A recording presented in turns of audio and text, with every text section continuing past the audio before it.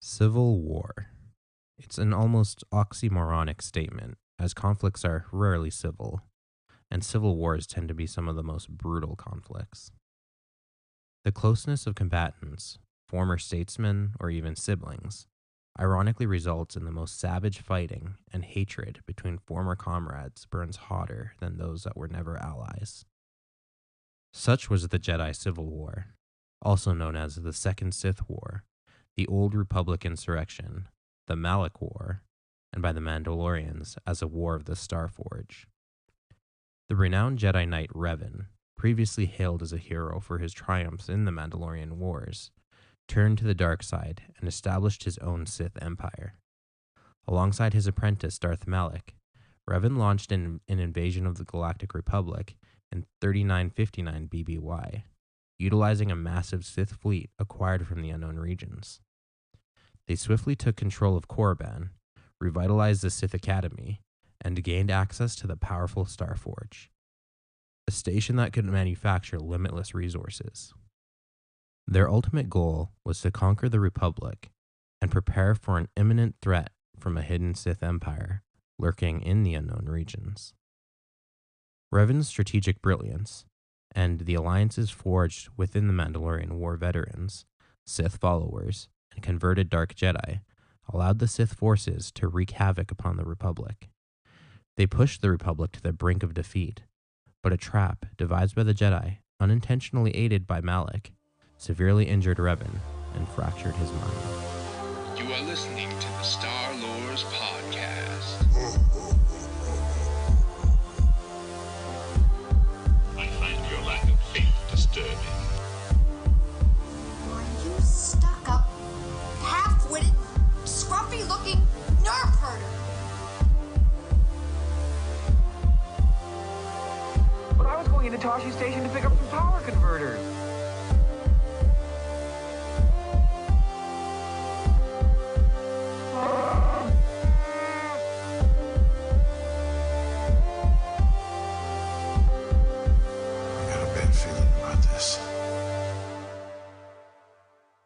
War never ending. Returning from their failed attempt to destroy the secret Sith Empire, metastasizing in the outer reaches of the unknown regions, Revan and Malak found their minds now dominated by the ancient Sith Lord Darth Tenebrae. Given the power of a fleet, a new task to seek out the ancient Starforge, a relic left behind by the more ancient and insidious Rakatan Infinite Empire. Lost to time, the Starforge harnesses the power of a star and the force to manufacture almost infinite war materials, from the most fearsome battle cruisers to the arms of the lowliest grunt. The station, however, was lost until Revan and Malak uncovered a star map in an ancient burial mound near the Jedi Enclave on Dantooine, proving themselves worthy to the droid guardian.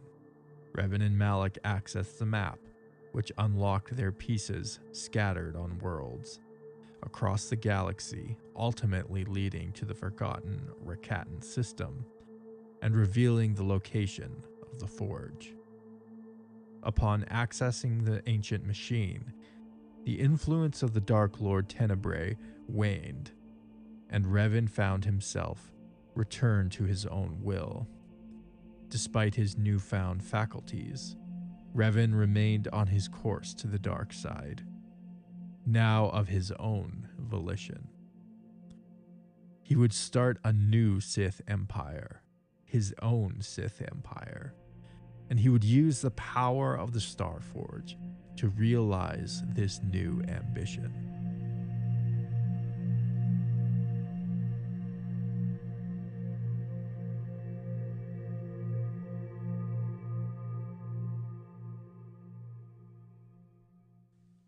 Building an army.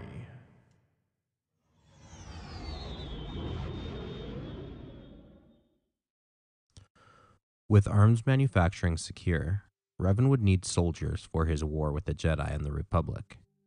Recruiting from their former allies, many Republic soldiers who had followed Revan during the Mandalorian Wars, as well as support from previously liberated populations from the Mandalorian menace, flocked to Revan's new Imperial banners. A pact of former Jedi allies, having tainted their souls with war, jaded by their treatment and dismissal by an ungrateful Republic and unsympathetic Jedi Order, would also rejoin Revan, now as acolytes of the dark side. One of his first conquests would be Korriban, resurrecting the Tomb World with the Sith Academy, and beginning to recruit and train a new generation of Sith. However, for Revan's empire, Sith teachings would not remain exclusive to those Force adepts. The teachings and philosophies of the Sith would pervade all members and soldiers. Donning armor of alien provenance, most polished with a mirror sheen, supplemented by soldiers in crimson, with face masks that hid all humanity, these new soldiers absorbed their new Sith doctrines and became as fearsome as they were cruel. These new Sith troopers, at first former soldiers of the Republic, bolstered by the worlds they would conquer, embodied the teachings of the Sith, even though they themselves were not Force sensitive. Purging the ranks of the weakest, what remained were the strongest Sith troops. The brutality of their own Force also ensured loyalty in the ranks, through fear, which was then exuded outwards against their enemies, and the people they occupied, bullying or harassing locals. Despite their new ideological formation, they were not all fanatical, and some simply became soldiers as a career, or simply out of a general belief that the new Sith Empire would better administer the galaxy than the Republic could. Supplementing the war droids built by the Starforge, Revan also commissioned the building of the now infamous HK series assassin droid to help with the coming war and to carry out political assassinations and instill fear in the Republic.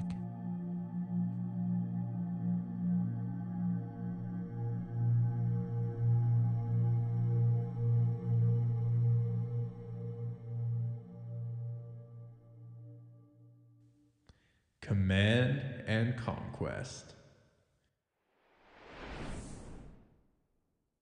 With his army at the ready, Revan and Malak would begin their conquest of the Republic. Situated in the deep core region, the shipyards located at Forost were renowned as one of the Republic's Navy's largest facilities for constructing warships. Approximately 40 years prior, during the peak of the Great Sith War, the shipyards fell victim to a raid orchestrated by a coalition of Krath and Mandalorians. This audacious attack resulted in the theft of around 300 Republic warships, which were subsequently employed in an assault on Coruscant. Darth Revan and Darth Malak sought to replicate the success of the earlier raid. With the aid of codes provided by Saul Kareth, the Sith bombers cunningly bypassed the perimeter sensor nets, evading detection as they penetrated the inner defenses of the shipyards. Sith forces commenced a devastating onslaught, seizing control of numerous Republic warships through boarding actions. These commandeered vessels swiftly joined the fleet of Sith ships that had assembled to ensure the raid's triumph. Empowered by this influx of resources, the forces led by the former Jedi initiated their assault upon the unsuspecting galaxy. Recalling their leadership during the Mandalorian Wars, a significant number of Republic officers and soldiers defected to the new Dark Lords of the Sith. This enabled Revan and Malak to swiftly establish a Sith empire without encountering significant resistance. Battles erupted at Rosh, Agzila, Gizar, and Randon as the Sith Lords expanded their dominion.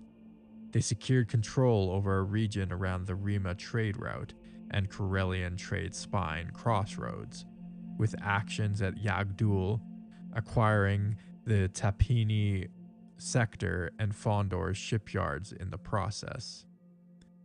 Other Sith-controlled areas emerged near the Alantine system and Gamor. In the core worlds, Corellia, Duro, and Balassa fell under Sith rule. The Republic managed to contain the Sith in their strongholds, despite failed attempts by the Sith to break out, with Republic victories at Commenor, Denon, Deveron, Ramamul, and Foles. Nevertheless, the new Sith Empire eventually claimed about a third of the settled galaxy. Understanding the necessity of corporate support for their war effort, Revan forged an alliance with the Zerka Corporation, a galaxy-spanning conglomerate engaged in various activities such as mining, slavery, and the manufacturing of arms, armor, and droids. Zerka Corporation was granted a trade monopoly within Sith space. They played a pivotal role in establishing and developing the Dreshte colony on Korriban as part of the Sith's supply network. Throughout the war, Zerka Corporation provided crucial logistical support to the Empire. One prominent corporate officer, Pollard Ciario, offered control of a hidden military research facility known as Zerka 431 to the Sith.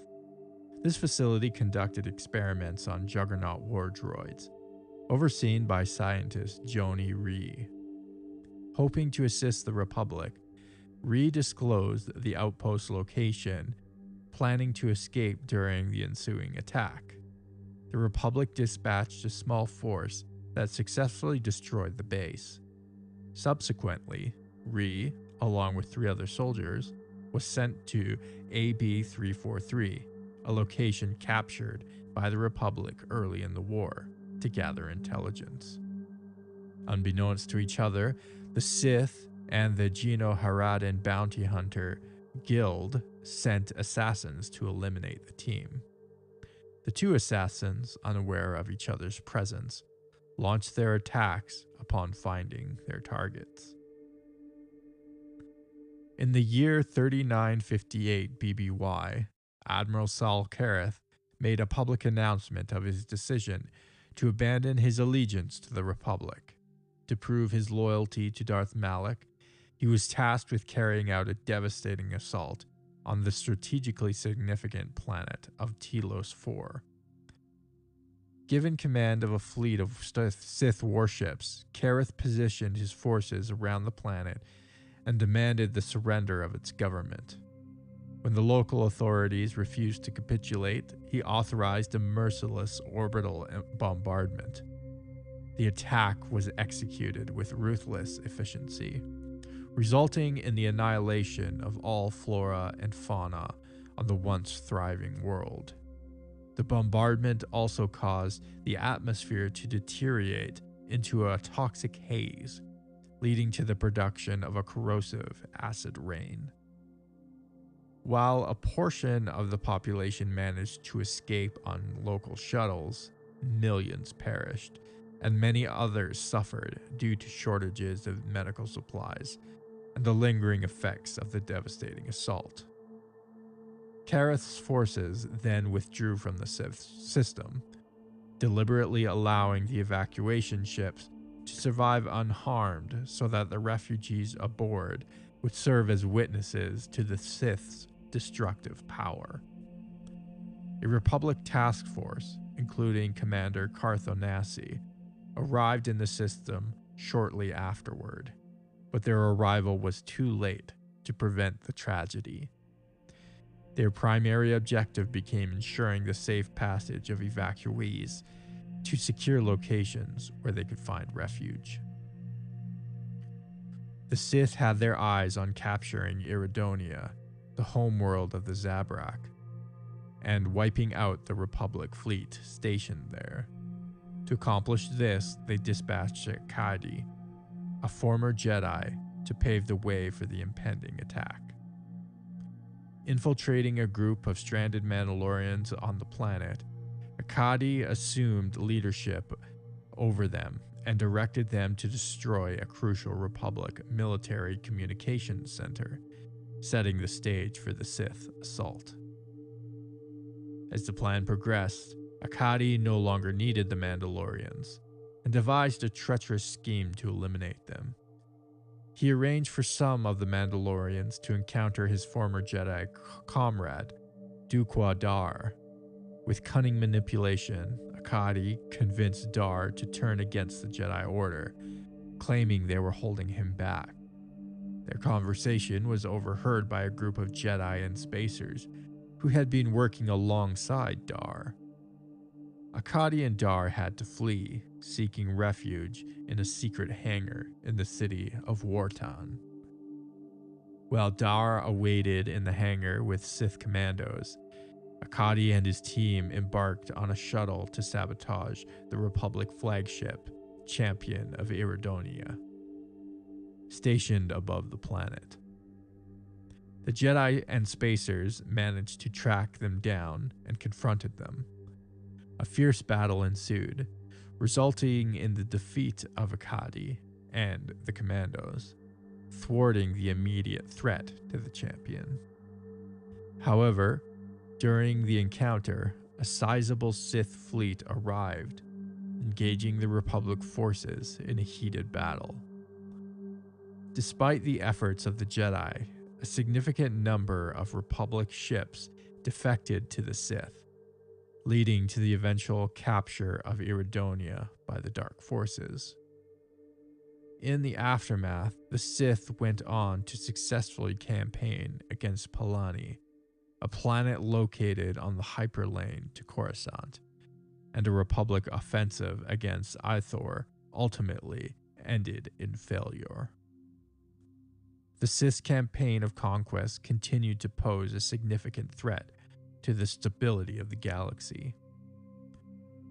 Despite their strong successes, the Empire did lose in a number of small engagements, including the defeat of Darth Glavok over the planet Nerian. Despite this, the war raged on, and the Republic struggled to withstand the relentless assaults from the fleets commanded by Darth Revan and Malak. In a bid to shift the tide of the conflict, or, at the very least, gain some respite, the Jedi Council devised a plan to capture both Sith Lords, hoping to cripple the Sith by depriving them of their formidable leaders and tacticians. The plan was implemented in two phases. Firstly, a group of skilled Republic operatives, accompanied by a pair of Jedi, successfully obtained crucial data on the Sith Lord's fleet stationed on Cern Pedal. Armed with this valuable intelligence and aided by the extraordinary battle meditation talents of the young Jedi Padawan Bastila Shan, who possessed a unique ability to influence and bolster Republic forces in battle. A small Republic fleet engaged the combined armadas of Darths Revan and Malak. During the intense fleet engagement, Bastila Shan led a strike team comprising a diverse group of Republic soldiers and Jedi to infiltrate Darth Revan's flagship and advance towards the command deck.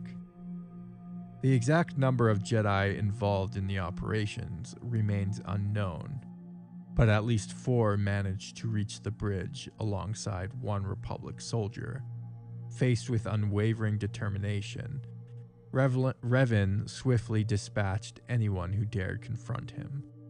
Standing firmly on the command deck of his ship, he employed the Force to choke the Republic soldier, preparing himself to engage in a duel against Bastila Shan and her dwindling group of allies. The duel was interrupted, however, when Revan's flagship was bombarded by an allied ship, the bridge specifically targeted.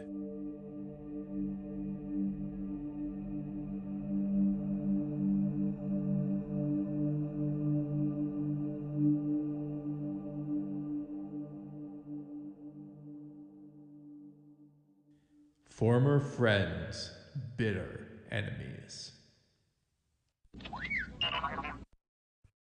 Darth Malak was originally known as Alec and hailed from the planet Coeli, specifically from a village called Squinquargesimus. Fleeing the destruction brought upon his homeworld by the Mandalorians, Alec sought refuge in the Galactic Republic, and his village's name became his surname, according to the Republic's immigration records. Recognized for his Force sensitivity, Alec underwent Jedi training as a Padawan at the Jedi Enclave on Dantooine. Due to the difficulty of pronouncing his surname, his peers nicknamed him Squint. Throughout his time as a Padawan, Alec formed a close friendship with another fellow Padawan, who would later be known as Revan. Although Revan was considered the most powerful of the two, Alec's thirst for knowledge was evident, and like Revan, he sought additional training from Jedi Master Zar Lestin, a Twi'lek Jedi and the bustling galactic capital of Coruscant. Prior to the year 3964 BBY, both Alec and Revan completed their training and were granted the esteemed rank of Jedi Knight. Alec followed Revan throughout the Mandalorian Wars, and even called him his own honorary master. He would become Revan's right-hand man, loyal follower, and would go out to recruit other Jedi to their cause. During the war, Alec found himself captured by the Mandalorians, and the favorite test subject of the mad Mandalorian scientist Demagol, who tortured and experimented on Alec mercilessly. Beyond the mental scarring, Alec would lose all his hair due to the traumatic experience. Alec would encounter the rogue Jedi apprentice Zane Carrick and his band of rogues on numerous occasions, though they maintained a positive personal relationship. Alec was involved in the Adaska affair and helped Carrick uncover the Jedi Covenant conspiracy. It was at this time that he adopted the name Malak and adorned his hairless head with blue-gray tattoos, adopting the nom de guerre as an alias to help him evade the authorities that had been issued against the Revankists. Malak would become more irritable, his hatred for the Mandalorians cemented after the discovery of the Cathar massacre, combined with his own experience of torture, and he would become impulsive and violent. He became known for being headstrong, and though he lacked the tactical acumen of his mentor Revan, was a formidable war leader in his own right. Despite the ravages of war, Malak did feel drawn back to the Jedi Order, though he chose to remain loyal to his friend. Malak had become jaded by the war and engaged in increasing moral shortcuts to expedite victory, making him more intolerant of weakness.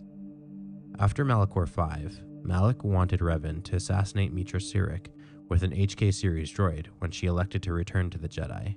However, Revan did not allow this to happen. Following the end of the war, Malak dutifully followed Revan into the unknown regions and discovered the Sith Empire under Darth Tenebrae. Subjugated with his mentor, he was anointed apprentice to Revan, becoming Darth Malak, a role as subjugate that he begrudgingly accepted. After the rise of the new Sith Empire and discovery of the Starforge, Malak had become increasingly jealous of his master, who he challenged openly and accused him of becoming soft. The insult led to a duel where Revan removed Malak's jaw with a lightsaber strike, forcing him to cover the terrible wound with a prosthetic cover and vocabulator. Malak's increasing jealousy was exacerbated by his grievous wound, finally leading him to the fateful decision to usurp Darth Revan. The opportunity would arise when Bastila Shan and the Jedi infiltrated Revan's flagship. Malak saw an opportunity to kill both his enemies and his rivals. He ordered his own fleet to target the bridge of Revan's command ship, intending to eliminate not only the Jedi boarding party, but also his former friend, thus claiming the title of Dark Lord of the Sith for himself. What Malak didn't realize was that Revan was still alive, barely clinging to existence. As the sole survivor of Malak's treacherous attack, Shan used the Force to preserve the faint spark of life within Revan, creating an unforeseen and unpowerful bond between them through the Force. This connection would have significant consequences, though its true implications were yet to be understood by anyone at the moment. With a determination to save Revan's life, and perhaps guide him towards redemption, Shan evacuated Revan's body from the wreckage at the bridge and managed to escape the ongoing space battle. She brought him to the Jedi Enclave Council on the planet Dantooine. The experienced Jedi Masters Vandar Tokar, Vrook Lamar, Zar Lestin, and Dorak pooled their considerable mastery of the Force to not only heal Revan's wounded body and mind, but also to erase his memories of ever having been the Dark Lord of the Sith.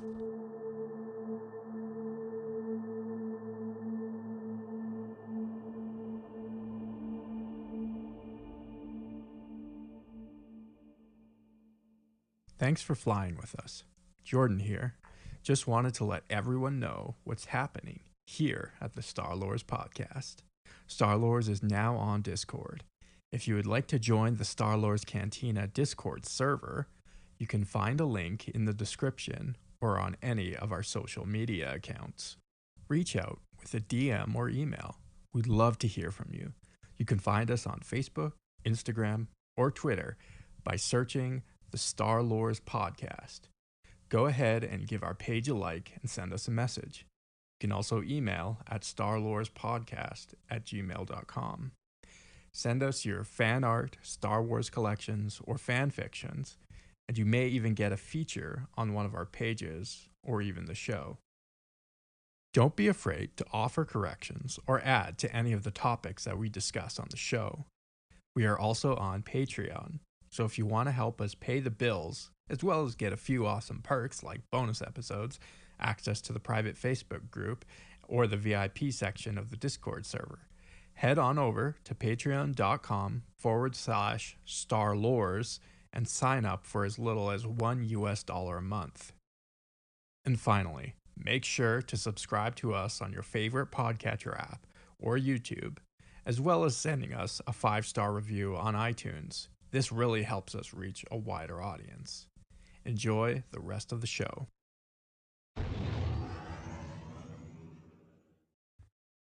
Welcome aboard the Millennial Falcon. This is Christian. This is Jordan. We're currently orbiting the quaint little planet of Kualai, Darth Malak / Alex homeworld.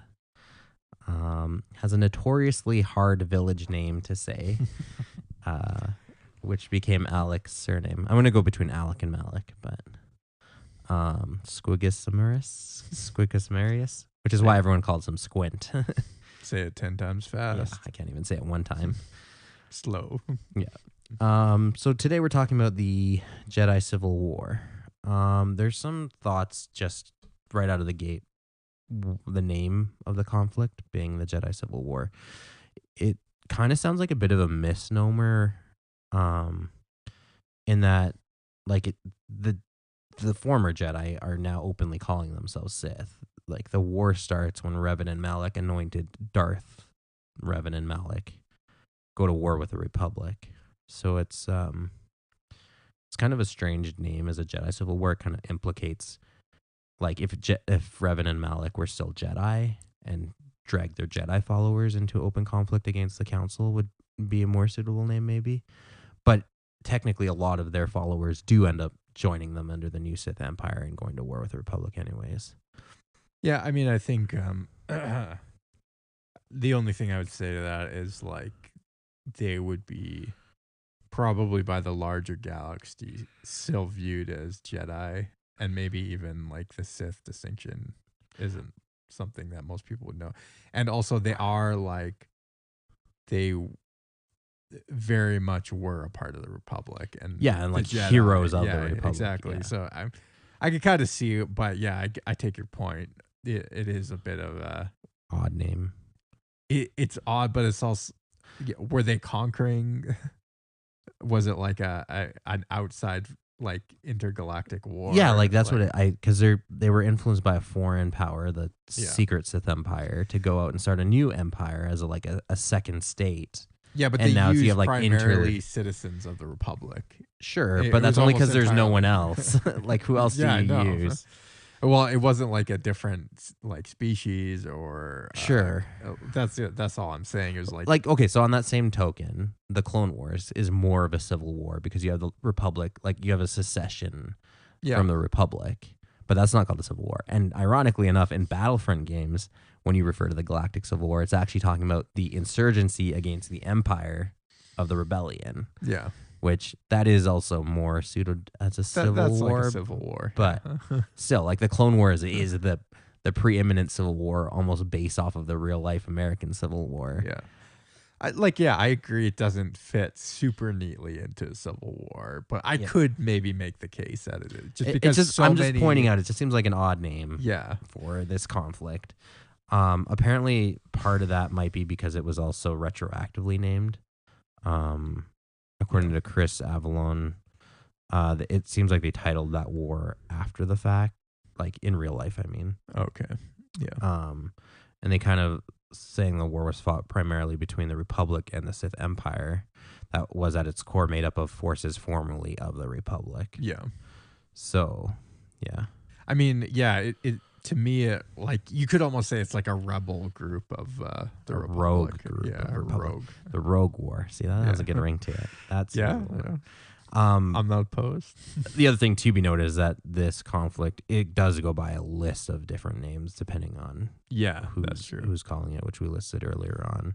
The Second Sith War, because we have yet to mention, but we will do in the future, talk about the Sith Wars. The Old Republic Insurrection, which I think is a suitable name.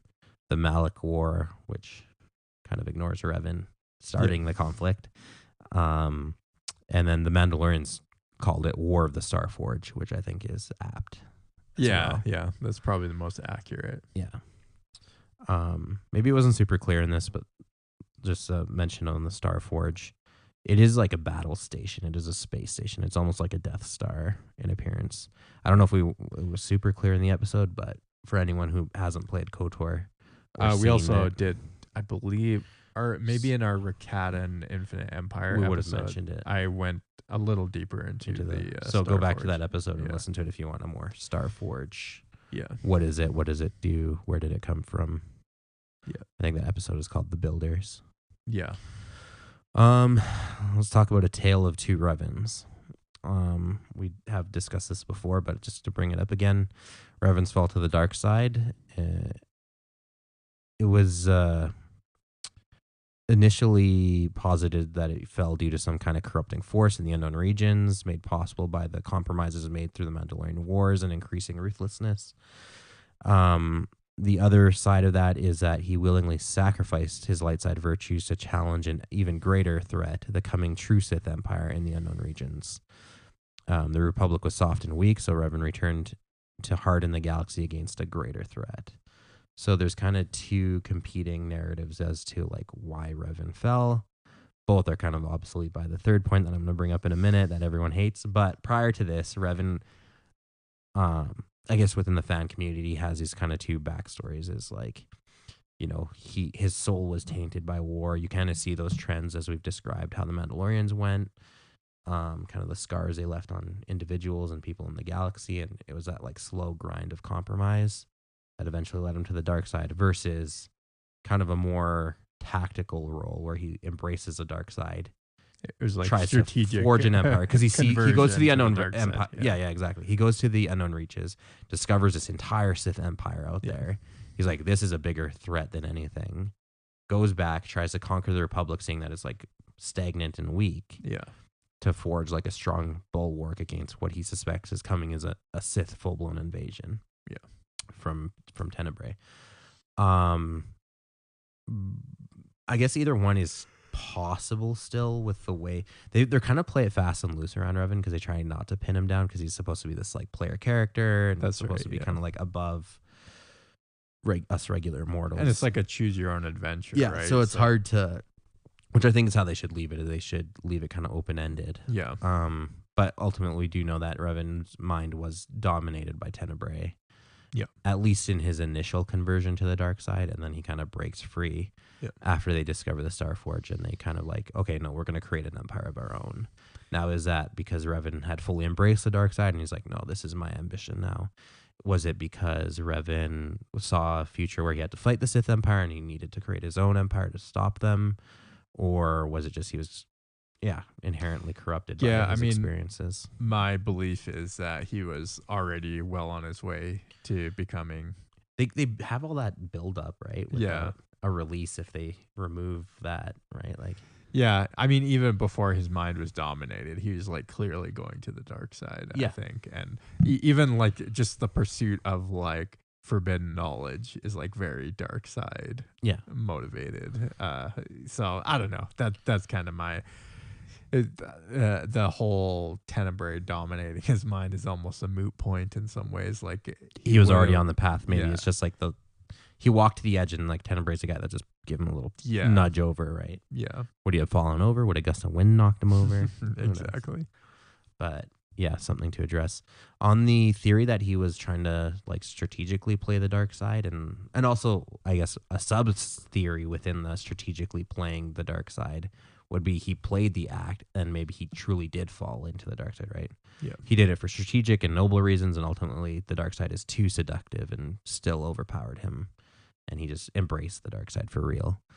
But on that note, it is got echoes of a theory you often hear about Palpatine, who tried to create his empire in order because he saw the Yazan Vong threat imminently and was trying to harden the galaxy against that. So there's kind of echoes of that. Yeah. I'm starting to think these are just fans wanting to insert their hero narratives. I don't like dislike it, the story.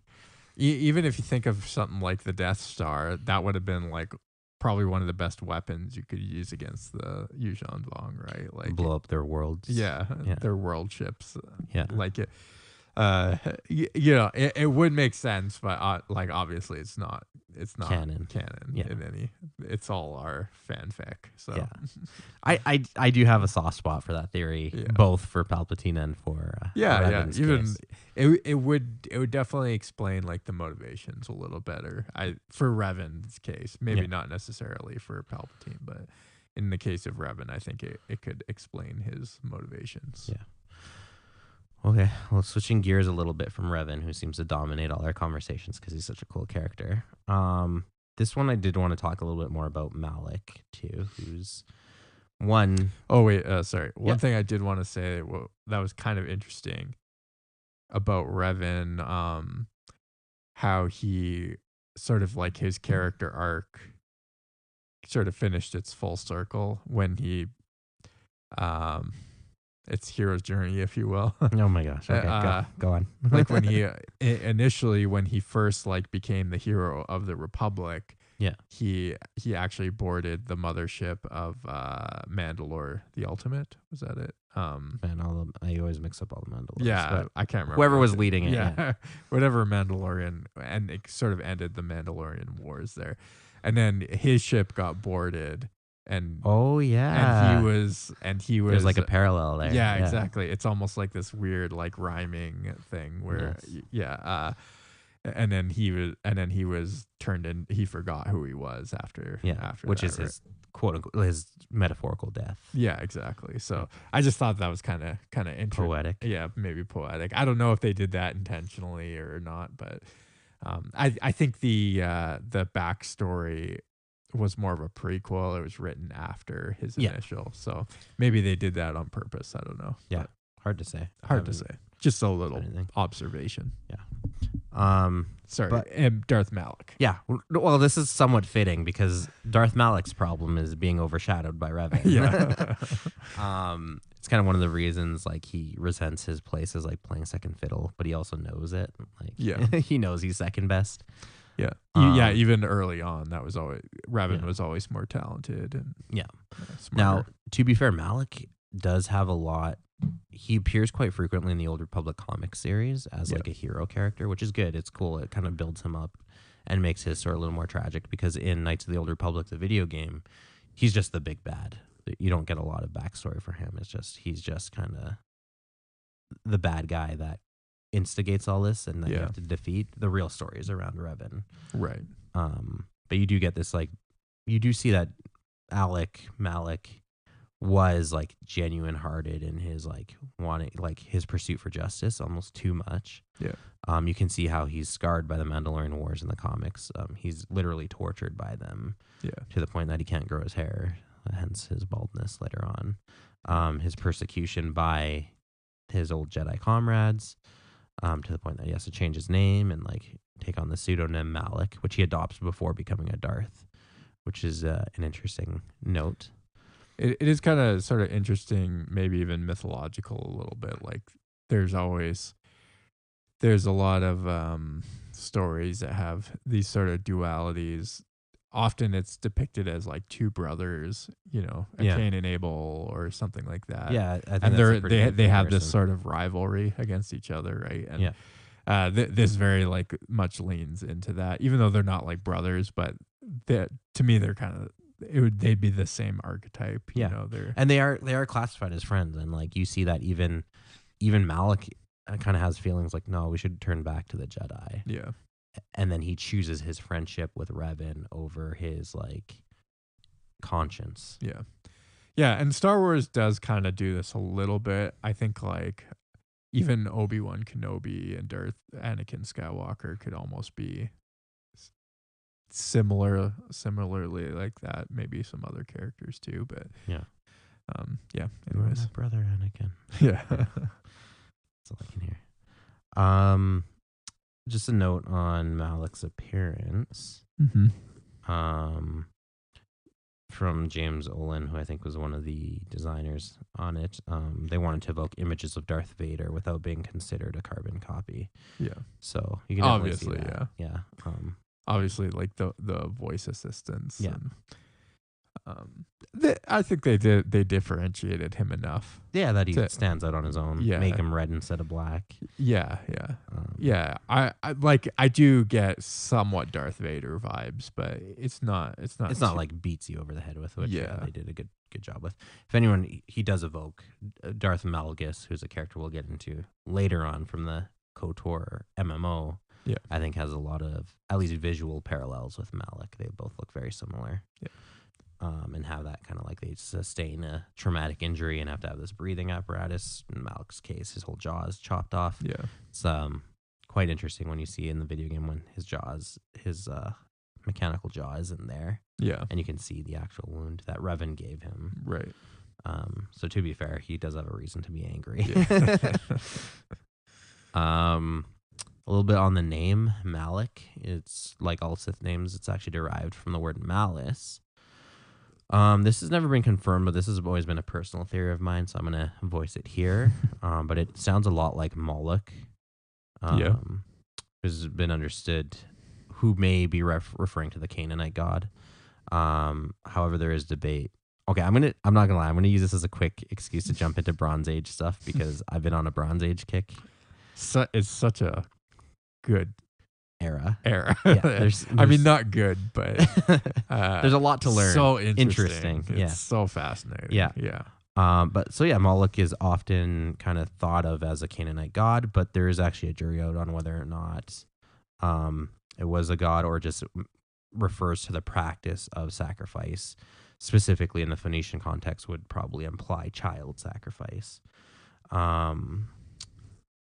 But they also might associate it with other gods, including the god Baal, who himself would be maybe referring to multiple gods because Baal actually just means Lord. Yeah. So it could just be a title. So there's like Baal and then a name referring to a specific god. Yeah. I just had to say that. I don't see how. Maybe it's coincidental, but I haven't seen like any direct association between Malak and Moloch. But it just seems so on the nose. I'm like, did no one? Yeah, the names was that do not sound an intentional? similar. Yeah. Well, I guess when you say it, but I don't know if the spelling is so much. Yeah, maybe just the sound, and it could just be happenstance. Yeah. I wonder if the word malice has connotations with Moloch. I'll have to look into that. Could be. Yeah. Maybe there's a linguistic tie. And then just real quick mention, because I also like 40K, but there's a Mesopotamian god called the Nergal, which obviously is derived into Nergal, who is the god of death in the underworld, who is also the god of disease. Just had to throw that out there just because I'm here and I'm thinking about it. An interesting fact about Malak, his voice actor is actually the cousin of George Clooney. Oh, funny. Yeah. Nice. Just a thing. Does he have a face for radio? I actually haven't seen what he looks like. I'm sure there's pictures of him somewhere. Yeah. Maybe he does look like Malak. Yeah. You know? Bald and wears something on Almost his jaw. no chin. Yeah. You know, people Literally no chin. people Glass kind of jaw. unattractive people have like very non-pronounced chin. Yeah. Yes. We're not saying that about you if you're listening. Sorry. Our chin. We haven't seen you. Listeners. Yeah. I mean, there's a reason we do this not on video. Yeah, exactly. Yeah. You don't want to see our ugly mugs. As I mentioned, Malak does appear a lot in the Old Republic comics. He does appear to have romantic feelings for the character Jariel, and he seems to get rebuffed. Yeah. So just an interesting tidbit if you haven't read the comic books. There's a little bit of like a love triangle there, but he seems to be the odd man out. Doesn't really indicate whether or not that has an effect on his psyche. Like that's not necessarily a reason he turns to the dark side, but just a interesting fact. Last thing real quick, just talking about Revan's Sith Empire. It is interesting to know its size and kind of how it fit into the wider galaxy.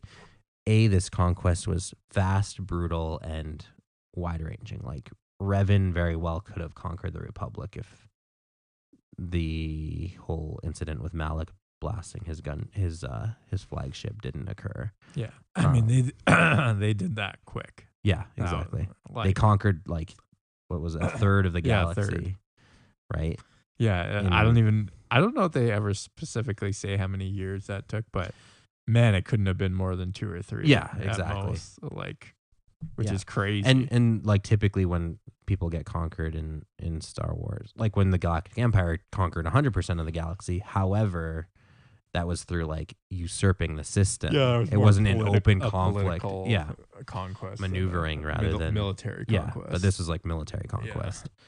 So just interesting to note. Also, there were some worlds because of Revan's draw and people knowing him as a Republic hero, he would also influence other planets and like kind of these islands. So his Yeah. influence was actually projected beyond quote unquote the borders of his galaxy, or sorry, of his empire.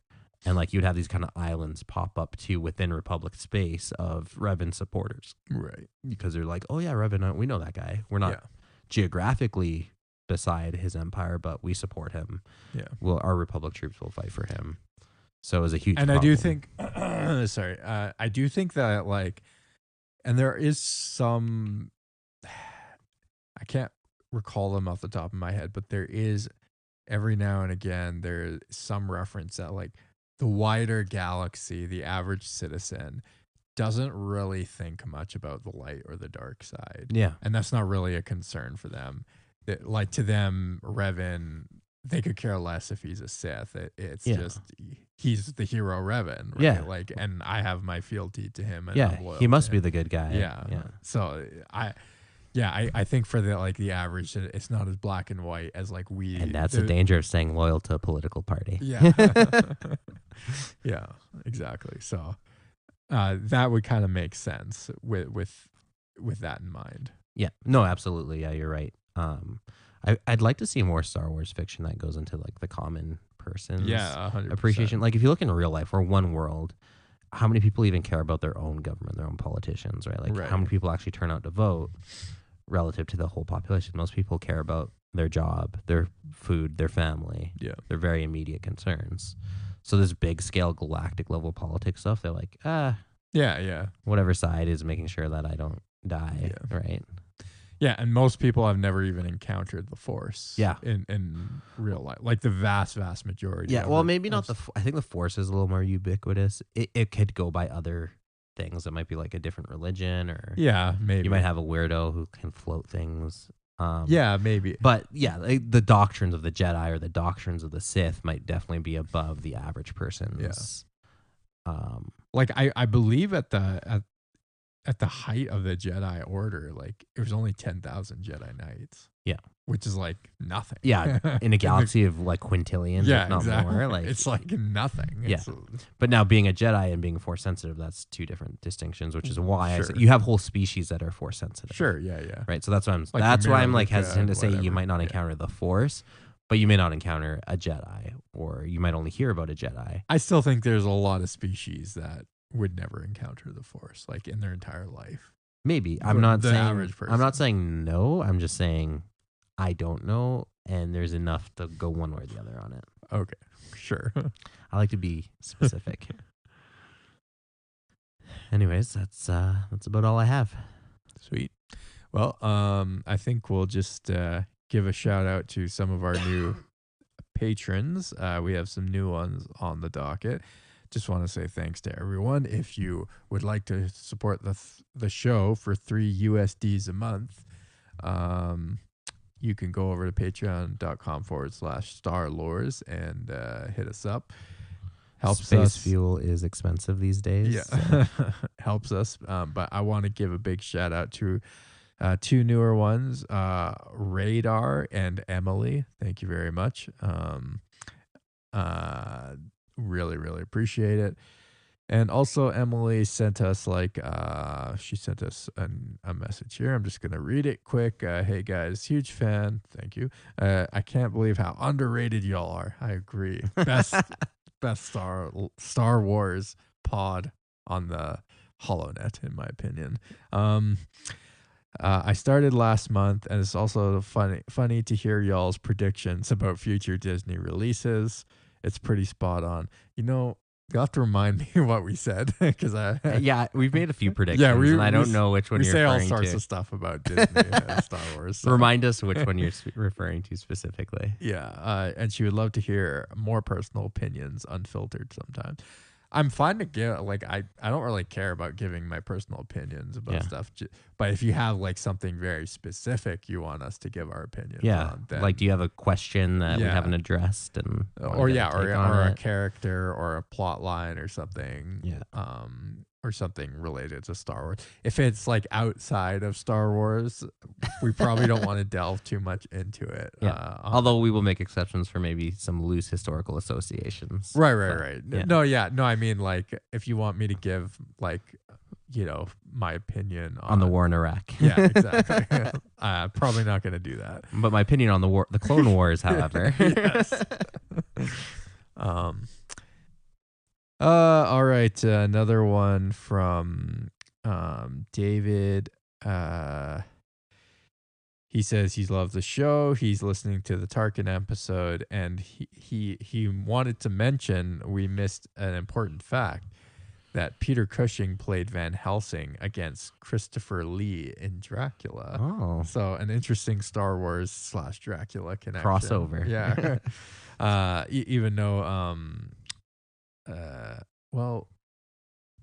Peter Cushing and Christopher Lee never played in Star Wars together, because Christopher Lee was a prequel. Came into the prequels, yeah. But they're interesting connection. Yeah. So thanks for that, David. And then for the record, Peter Cushing is Tarkin, and Christopher Lee is none other than Darth Tyrannus / Count Dooku. Count Dooku. And then this was from either anonymous, or I forgot to write your name. Sorry. They're a fan of the podcast. I recently listened to the Darth Vader episode. I thought I might email and tell you that there is a comic book where instead of Darth Vader dying, he comes and redeems himself. When he redeems himself, he becomes a Jedi again. He even gets a white suit to show his change from dark to light. I would also like to request you do an episode on Revan while you're listening to one of the episodes. Also, listen to the Revan Chist, which is 76 or 77. Can't remember.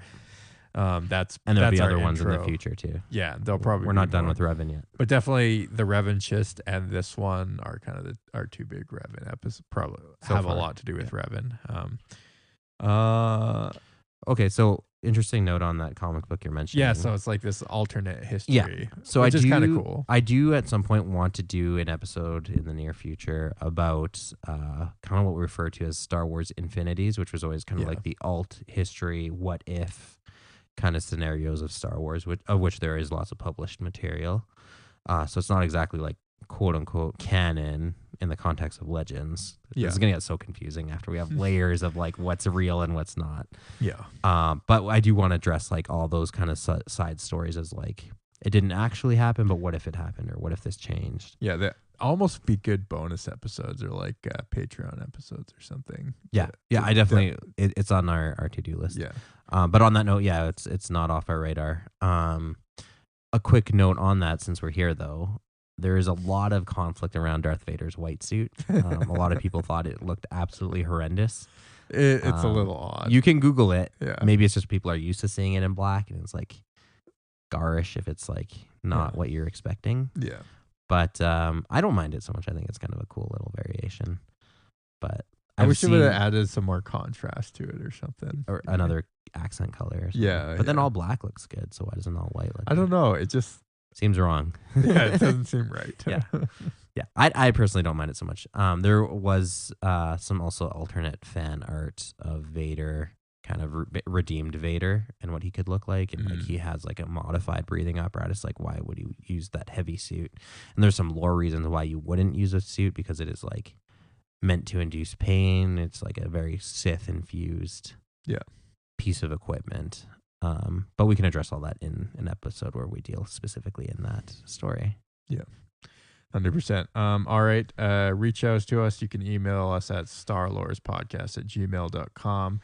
You can also DM us on Discord, Instagram, Facebook, and Twitter. Just search Star Lords. You'll find it. Even if you Google it, all of our stuff is first stuff. So pop Starting up. to trend, yeah. Yeah. Again, support us, $3 a month, patreon.com/StarLords. Give us a 5-star rating and review. That helps us reach more people, and Tell all your friends. Yeah, tell all your friends. Also, always, I keep forgetting to mention this. We should mention it more often, but always looking for fan fiction, fan art. Yeah, show us your Star Wars collection. Yeah, you have Star Wars collectibles, collections. toys, Lego. We have featured a few fans on our social media pages. So if you have like a cool collection or cool fan art or something, like we'll definitely give you a feature. I won't guarantee it, but We'll do our best. Yeah, we'll do our best. So send it over to us, please and thank you. All right, peace.